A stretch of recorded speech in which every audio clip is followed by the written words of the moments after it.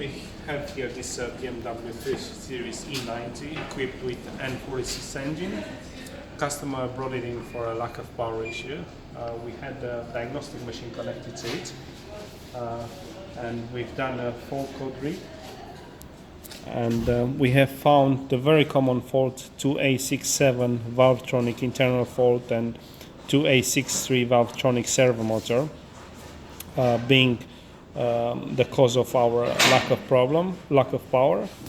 Now this is very common due to this servomotor, how it's called, that internally goes faulty and stops Valvetronic from operating correctly. We have a new part. We already checked the old part and conclude that it's faulty, so we're going to show you how this is going to get replaced now.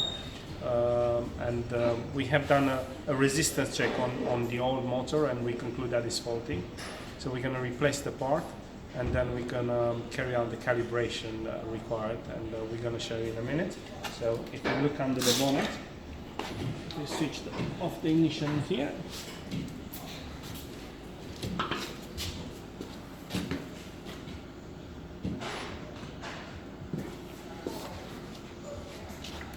As you can see, the servomotor, it's engaging on the eccentric shaft on inlet camshaft, and the purpose of it is to move the shaft backwards and forwards as the engine control unit requires. So this is the old unit.